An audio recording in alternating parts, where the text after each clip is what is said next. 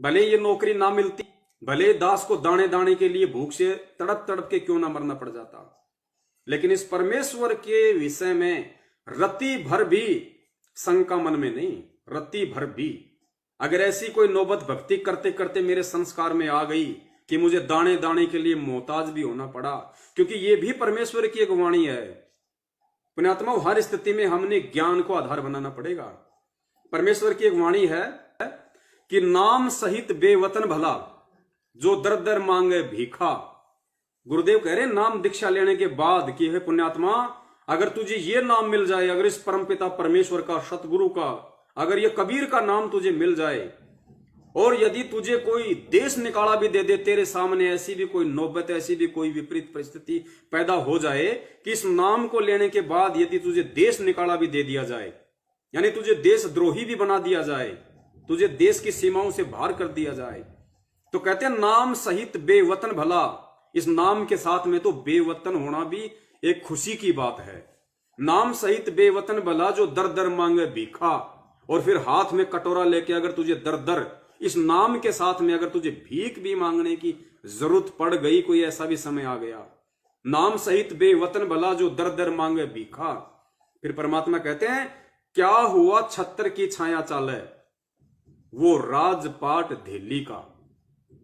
अगर तू नाम पे है, मर्यादाओं में है, और तेरी परीक्षा लेने के लिए सतगुरु ने अगर तेरे हाथ में कटोरा थमा दिया और दाने दाने के लिए तुझे मोहताज कर दिया, तो भी परमात्मा कहते हैं कि क्या हुआ छत्र की छाया चाल है ये राजपाट धेली का। राजा लोग पहले ऊपर जो अपनी जो भी उनकी सवारी होती थी या जहां भी वो बाहर निकलते थे, तो उनके ऊपर छत्र होता था अमरेला जैसा। तो गुरुदेव कहते हैं क्या हुआ छत्र की छाया चाल है यो राजपाट धेली का। धेली यानी 2 कौड़ी का। उस नाम के साथ अगर तुझे देश निकाला दे दिया गया और तू दर दर की भीख मांग रहा है, तो भी तू वो छत्र की छाया में चलने वाले उस राजा और राजपाट से लाखों गुना अच्छा है, उत्तम है। अपने आप को सर्वश्रेष्ठ समझना उस छत्र की छाया में चलने वाले राजा से भी। अगर ऐसी भी नौबत तेरे साथ में यदि नाम दीक्षा लेने के बाद आ जाए तो, और इस नाम को निभाने के लिए तुझे इस कदर अपने गुरु पे विश्वास करना पड़ेगा, इस कदर तुम्हें अंतिम श्वास तक मर्यादाओं में रहना पड़ेगा। वो परमात्मा कैसी भी परीक्षा ले लेगा, जैसे सेव और सम्मन की परमात्मा ने परीक्षा ली। गुरुजी ने बताया कि सम्मन के द्वारा सेव का शीश काटना, एक बाप के द्वारा अपने बेटे का शीश काटना उनके संस्कार में नहीं था, उनके प्रारब्ध में नहीं था, भाग्य में नहीं था। परमेश्वर ने जानबूझ के अपने भगत की परीक्षा लेने के लिए और कमाल की आंखें खोलने के लिए कि सेवादार तो अभी तूने देखे कहां है, ऐसी परिस्थितियां परमात्मा ने जानबूझ के पैदा की। और वो भगत परमेश्वर की उस परीक्षा में खरा उतरा। अपने गुरुदेव को भोजन कराने के लिए उसने अपने बच्चे की शीश तक की कुर्बानी दे दी। तो ऐसा भी यदि कोई समय आ जाए तो परमात्मा कहते हैं बेटा नाम पे रहना, मेरे प्रति विश्वास कमजोर मत कर लेना कि गुरुजी तो जेल में बैठे हैं, पता नहीं क्या होगा, गुरुजी आ नहीं रहे, 7 साल हो गई और कितना समय लगेगा, नाम लेने के बाद भी मेरे साथ ऐसा क्यों हो रहा है, नाम लेने के बाद भी मैं ऐसा दुखी क्यों हूं, परेशान क्यों हूं, मेरा कोई काम धाम क्यों नहीं हो रहा, मेरी बीमारी ठीक क्यों नहीं हो रही। अरे सब कुछ ठीक होगा, सब कुछ। कौन कहता कि नहीं होगा, लेकिन होगा उसका जो विश्वास रखेगा। और विश्वास की कोई सीमा नहीं है, ये कोई मियाद नहीं है कि 6 महीने विश्वास करना पड़ेगा या 1 साल करना पड़ेगा। अंतिम श्वास तक आपको विश्वास रूपी डोर को पकड़े रहना होगा। कब परमेश्वर दया कर दे, मालिक की वाणी है ना कि कबहू तो दीन दयाल के भिनक पड़ेगी कान। नाम राम नाम रटते रहो जब तक घट में प्राण, और कभी तो उस दीन दयाल के भिनक पड़ेगी कान, कभी तो तेरी सुनेगा। इस विश्वास के साथ हमने इस भक्ति मार्ग पे इतना दृढ़ रहना है। तो ये कहानी जो थी छोटी सी दास पे आधारित, यह आपको इसलिए बताने की जरूरत थी पुण्यात्माओं कि अब की बार हमने ये मौका नहीं चूकना है, ये दाव हमने नहीं चूकना है, ये अंतिम मौका है। और ऐसी परिस्थितियां आपके सामने उत्पन्न होंगी क्योंकि परमात्मा आपके विश्वास और धैर्य की परीक्षा लेगा। अगर आपको सतलोक भेजना है तो, क्योंकि परीक्षा परमात्मा उसी आत्मा की लेगा जो परमेश्वर की प्यारी आत्मा होगी, जिसको परमात्मा लोहे की तरह आग में जला जला के फिर ज्ञान रूपी हथौड़े से चोट मार मार के उसका औजार बनाएंगे, फिर उसकी कीमत बनेगी। वरना लोहे को कोई नहीं पूछता, 25-30 रुपए किलो के भाव मिलता है। और उसी अगर 5 ग्राम लोहे की अगर कांटा निकालने वाली अगर कोई पिन बना दे लोहार, तो वो 2 ग्राम की पिन 5 ग्राम का लोहा 20-20, 25-25 रुपए में बिकता है मार्केट में कांटा निकालने के लिए। तो वो औजार यदि आपको बनना है तो फिर आपको इन परिस्थितियों को झेलने के लिए भी तैयार रहना पड़ेगा। तो ये परिस्थितियां उन सभी भगत भाई बहनों के सामने आएंगी जो आज बहुत अच्छी स्थिति में हैं, जो आज अपने आप को बहुत ज्यादा सुदृढ़ मान रहे हैं, जिन्होंने नाम दीक्षा लेने के बाद में केवल माया को ही अपना लक्ष्य समझा, जिनके पास में आज अनाप शनाप संपत्ति है, अनाप शनाप जिनके पास में प्रॉपर्टी है, जो काम धंधे को आगे से आगे बढ़ाए जा रहे हैं, रुकने का नाम ही नहीं ले रहे, पता नहीं क्यों, किस लिए, क्या करना चाहते हैं, क्या बनेंगे। उन आत्माओं को वो परमपिता परमेश्वर सतगुरु रामपाल जी महाराज अगर इस जन्म में पार करेगा, यदि परमेश्वर ने उस आत्मा को चुन लिया कि इस आत्मा को मैं इसी जन्म में पार करूंगा, तो वो आत्मा चाहे आज करोड़ोंपति क्यों ना हो, चाहे वो 2-2 फैक्ट्रियों का मालिक क्यों ना हो, अगर इसी जन्म में परमात्मा ने उसको पार करना होगा तो परमात्मा उसको दारिद्र की श्रेणी में लेके आएंगे। उसकी दिन रात एक करके जो प्रॉपर्टी कमाई हुई है उसको किसी भी तरह से परमात्मा नष्ट करवाएगा। चाहे कोई व्यापार में घाटा लगे, चाहे घर में कोई बीमारी आए, उसमें 2-3 लाख 4-5 लाख रुपए बर्बाद हो जाए, कोई भी कारण बनेगा आपके साथ में, वो प्रॉपर्टी आपकी परमात्मा छिन्न भिन्न करवाएगा और आपको उस श्रेणी में लेके आएगा।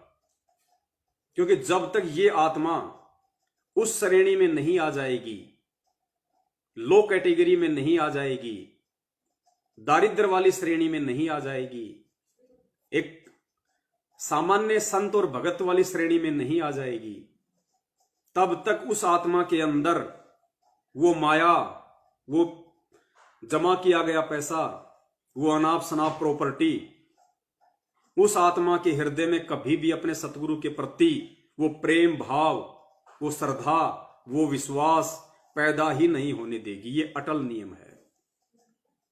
इसलिए परमेश्वर कहते हैं कि दानी को नहीं देत हूं ना राखूं वर्ष करोड़, ये माया है सूम की बंदी सूम गलडोर। ये तो कंजूस के लिए बनी है, कंजूस को ही दूंगा। और दानी को तो देत हूं मैं ज्ञान ध्यान विश्वास।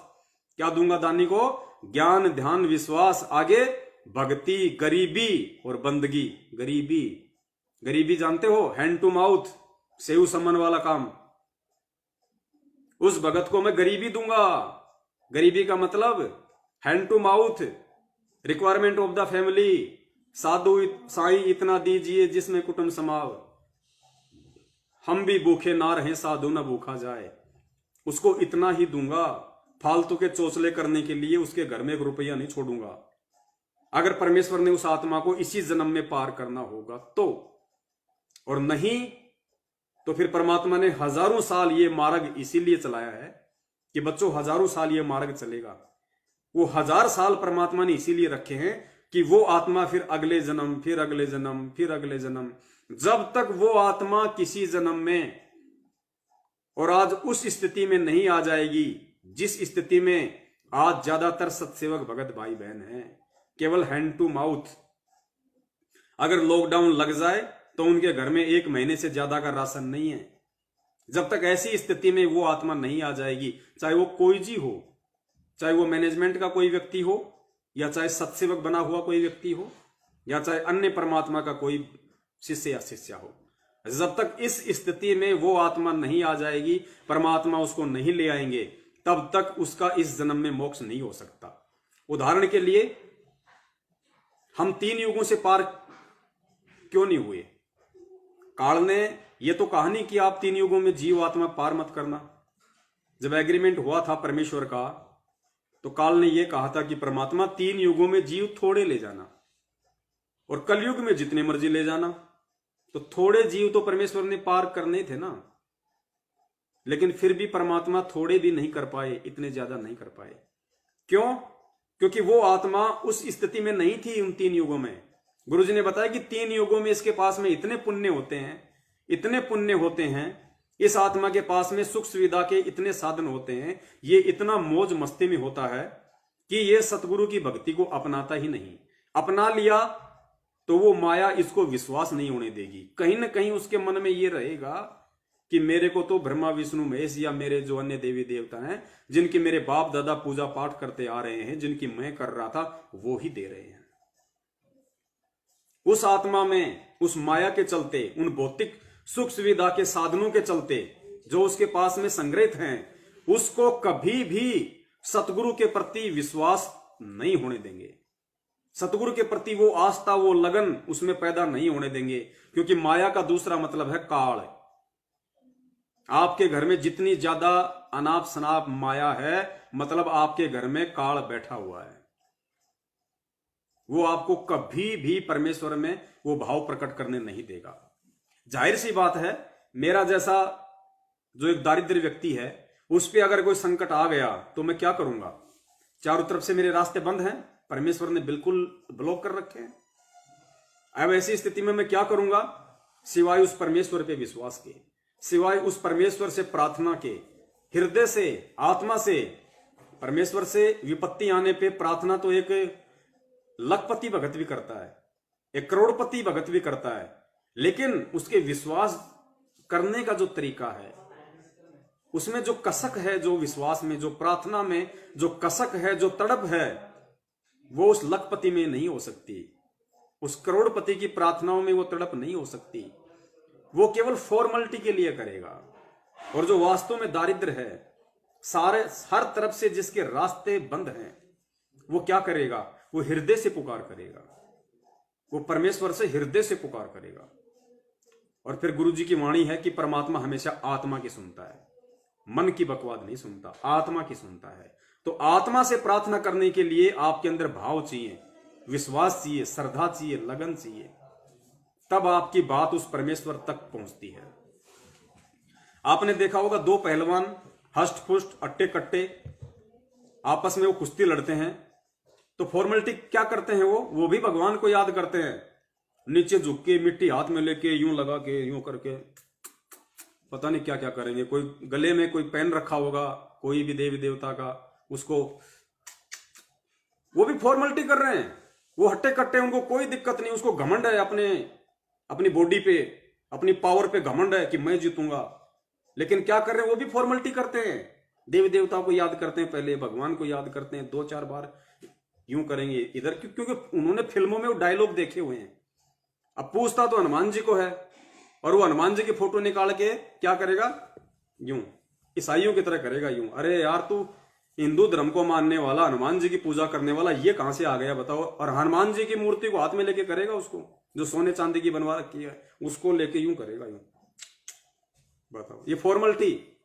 तो ठीक इसी प्रकार पुण्यात्माओं, जिस भगत के पास में अनाप शनाप माया है, अनाप शनाप प्रॉपर्टी है, या आवश्यकता से ज्यादा है, या इस परमेश्वर की वाणी से अधिक है कि साईं इतना दीजिए जिसमें कुटुंब समाल, हम भी भूखे ना रहें, साधु ना भूखा जाए। इस वाणी से ज्यादा यदि किसी भगत के पास में प्रॉपर्टी है, संपत्ति है, माया है, तो प्रार्थना वो भी करेगा परमात्मा से, अरदास वो भी लगाएगा, लेकिन उसकी अरदास में, उसकी प्रार्थनाओं में वो कसक नहीं होगी।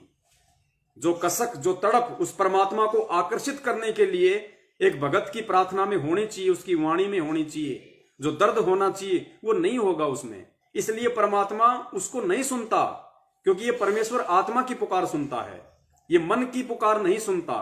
तो पुण्यात्माओं, हमने उस स्थिति में आने के लिए कि परमात्मा हमारी हर प्रार्थना को सुने, परमात्मा हमारी हर अरदास को सुने, उसके लिए हमने पुण्यात्माओं परमेश्वर की इन वाणियों को आधार बनाना पड़ेगा। और इन वाणियों को आधार बना के जब तक हम इन वाणियों पे अमल नहीं करेंगे, इन वाणियों पे हम नहीं चलेंगे, हम उतना ही संग्रहित, और हम यदि उतना ही काम धंधा नहीं करेंगे, रिक्वायरमेंट ऑफ द फैमिली वाला, बाकी समय अपना परमात्मा की भक्ति में नहीं लगाएंगे, तब तक समझो हम उस परमेश्वर को प्रसन्न नहीं कर रहे, हम काल को खुश कर रहे हैं। क्योंकि परमेश्वर की वाणी इस दोहे से, इस वाणी से ऊपर बढ़ने की आज्ञा नहीं देती। और यदि हम इस वाणी से ऊपर हैं आज भी, या बढ़ने की कोशिश में लगे हुए हैं, तो हम काल को खुश कर रहे हैं, हम परमेश्वर को खुश नहीं कर रहे, हम सतगुरु देव जी को खुश नहीं कर रहे। तो आने वाले विनाश के समय में उन आत्माओं की मदद परमात्मा तब तक नहीं करेगा जब तक उन आत्माओं के पास में अपनी खुद की मदद करने के लिए संपत्ति होगी, धन होगा। आज यदि मेरे पास में 1,00,000 1.5 लाख रुपया बैलेंस होता, तो पुण्यात्माओं में उस परमात्मा से इस दर्द और कसक के साथ कभी अरदास नहीं करता, अपने मन में कभी यह विचार नहीं लाता कि हे परमेश्वर, अगले महीने के लिए तो दास के घर में कुछ है ही नहीं, तो परमात्मा दास को आशीर्वाद दीजिए, कोई ऐसा काम धंधा दीजिए परमात्मा, दास का कोई मार्गदर्शन कीजिए परमेश्वर। और दास अपनी तरफ से यह सोचने लगा कि ऐसे ऐसे उस भगत भाई के पास में जाके अपना मजदूरी का काम करूंगा। मैंने सोच लिया था फाइनली, मेरे पास और कोई ऑप्शन नहीं था। इसलिए परमात्मा ने तुरंत मेरी अरदास सुनी, तुरंत मेरी वो पुकार सुनी, मेरी प्रार्थना को स्वीकार किया। ये आत्मा का साथी है। चाहे पहाड़ पे बैठ के प्रार्थना कर लो, नामदान केंद्र पे परमात्मा को किसी ने बांध नहीं रखा। ये आत्मा का साथी है, स्वतंत्र है। वो खुद तो स्वतंत्र है ही, अपनी आत्मा को भी उसने स्वतंत्र छोड़ा हुआ है। लेकिन हम बंधनों में बंध गए अज्ञानता के चलते, कुपात्रों के हाथों, सतलोक आश्रम मैनेजमेंट हरियाणा के हाथों। और आज भी हमने उस परमात्मा तक जो धरती पे आया हुआ है साक्षात, उस तक भी अपनी प्रार्थना पहुंचाने के लिए हमने ये दलाल पाल लिए, हमने ये बीच में एजेंट खड़े कर लिए। जिन एजेंटों को, जिन दलालों को समाप्त करने के लिए परमात्मा 3 युगों से संघर्ष कर रहे हैं। आज से पहले हम जो पूजा पाठ भक्ति करते थे उसमें क्या था? बीच में दलाल थे, कमीशन खोर थे, पंडितों के माध्यम से हवन करवाते थे, यज्ञ करवाते थे, कोई भी बात होती थी हम उनके माध्यम से सारे काम करते थे, जैसे कि वो भगवान और भगत के बीच में एजेंट बन के बैठे थे। माँ बाप का मोक्ष करवाना था तो भी उन पंडितों से हमने करवाना पड़ता था। कोई भी हवन यज्ञ होम, छोटी मोटी ब्याह शादी विवाह, कोई भी मुहूर्त निकलवाना पड़ता तो हम उन एजेंटों के पास जाते थे। हमें यह था कि भगवान भगत की नहीं सुनता, भगवान तो एजेंटों की सुनता है। तो परमात्मा ने यह तत्व ज्ञान दे दे के पिछले 3 युगों तक इस ब्रह्मणा का सत्यानाश किया परमात्मा ने। यह तत्व ज्ञान इसीलिए दिया परमात्मा ने। इतने परेशान इसीलिए हो रहे हैं परमात्मा। 27 साल से जाग जाग के रात के 2 बजे तक परमेश्वर ने इसीलिए सत्संग किए थे कि पुण्यात्माओं ज्ञान को आधार बनाओ। अरे साक्षात तुम्हारे सामने जब तुम्हारा बाप खड़ा है तो किसी एजेंट की जरूरत क्या है? तुम्हें किसी दलाल की जरूरत क्या है अपने बाप तक अपनी प्रार्थना पहुंचाने के लिए? अरे एक बच्चा होता है और उस बच्चे को अगर टॉफी चाहिए या टॉफी के लिए पैसे चाहिए तो पुण्यात्माओं वो किसी पड़ोसी के बच्चे को बीच में खड़ा नहीं करता कि मेरे पापा जी से मेरे को 2 रुपए दिला दे, मेरे पापा जी से मेरे को 5 रुपए दिला दे, मेरे पापा जी काम पे जा रहे हैं उनको कह दे शाम को अंगूर लाना, बनाना लेके आना। कभी बोलता वो बच्चा? वो 2, 4, 5, 10 साल का बच्चा कभी किसी दूसरे बच्चे को एजेंट रूप में खड़ा करके अपने बाप से अरदास लगवाता है? नहीं लगवाता ना। वो डायरेक्ट अपने बाप से बोलता है कि पापा जी शाम को अंगूर लेके आना, शाम को केले लेके आना, टॉफी लेके आना या और कोई चीज लेके आना। तो बाप क्या करता है? तुरंत लेके आता है। तो पुण्यात्माओं हमारा बाप हमारे प्रत्यक्ष, हमारा बाप हमारे सामने। और दूसरा बाप ने तरीका बता दिया कि बेटा मैं अंतर्यामी हूं, अंतर्यामी। रोज संध्या आरती में कहता है कि मैं अंतर्यामी हूं तेरा बाप। अंतर्यामी एक आप आत्म के आधार, जो तुम छोड़ो हाथ तो मुझे कौन उतारे पार। हम रोज अपने बाप को अंतर्यामी कहते हैं गुरुदेव के अंग में, रोज अंतर्यामी एक आप आत्म के आधार। अरे क्या! और विश्वास हम कर नहीं रहे, विश्वास हम कर नहीं रहे, अंतर्यामी हम उसको मान नहीं रहे। और रोज इस जुबान से बोलते हैं तो क्या हम दीवारों को कह रहे हैं कि तू अंतर्यामी है? दीवार किसके सामने खड़े होके कहते हैं? अपने गुरुदेव की प्रतिमा के सामने खड़े होके, दीवार के सामने नहीं कह रहे। तो उस चीज पे विश्वास भी करो कि अगर मैं कह रहा हूं तो ये वाणी कोई मेरे बाप दादे की नहीं है, मेरे सतगुरु की है। उस परमपिता परमेश्वर की है, और परमपिता परमेश्वर की वाणी अखंड है, अटल है। अगर उसकी वाणी के अनुसार कोई विश्वास कर ले तो वो परमात्मा बिल्कुल नौकर की तरह खड़ा मिलेगा आपको, हाजिर। पतिव्रता जमीन पर ज्यों ज्यों दर है पाव, समर्थ झाड़ू देत है ना काटा लग जाए। लेकिन वो झाड़ू लगवाने के लिए पुण्यात्माओं हमें पतिव्रता भी तो होना पड़ेगा। आने वाले संकटों को मिटवाने के लिए हमें भी तो विश्वासी बनना पड़ेगा। परमात्मा से हर प्रकार का लाभ लेने के लिए हमें भी तो उसके प्रति श्रद्धालु बनना पड़ेगा। ऐसा नहीं है कि परमात्मा ही सब कुछ कर देगा और हम बैठे रहें। हमने भी उतना ही आगे बढ़ना पड़ेगा। परमेश्वर कहते हैं कि जैतू चाले एक कदम, मैं चालूं कदम 60, और जैतू हो जा काठ का, मैं हो जाऊं लोहे की लाठ। गुरुदेव कहते हैं नालायक, तू एक कदम मेरे मार्ग पे विश्वास के साथ अपने आप को पूर्णतया मेरे ऊपर समर्पित करके एक कदम तू इस भक्ति मार्ग पे तू तेरा पैर तो रख के देख। जैतू चाले एक कदम, वो एक कदम ऐसे नहीं, विश्वास के साथ, समर्पण भाव के साथ, पूरी श्रद्धा के साथ इस भक्ति मार्ग पे जैतू चाले एक कदम। तो परमात्मा कहते हैं मैं 60 गुना चलूंगा तेरे आगे, 60 गुना। जैतू चाले एक कदम, मैं चालू कदम 60।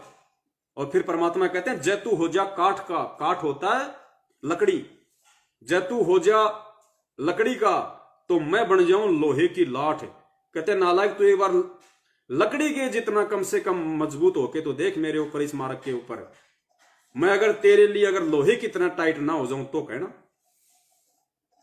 अब परमेश्वर ने कहां कमी छोड़ रखी है भाई? सत्संगों के माध्यम से, वाणियों के माध्यम से, शब्दों के माध्यम से, हर तरीके से तो परमात्मा ने पूरी तरीके से हमें समझा दिया, हमें बता दिया। अब उसके बाद अगर कोई कमजोरी रहेगी, कोई कमी रहेगी तो आप और हमारी रहेगी, परमात्मा की नहीं रहेगी। और यही वो कमजोरी है जिस कारण आज सार नाम तक प्राप्त करके भी लोग कोरोना से मर रहे हैं, अकाल मौत मर रहे हैं। सतगुरु के भगत की तरफ तो काल आंख उठा के भी नहीं दे सकता, आंख उठा के भी। अरे राष्ट्र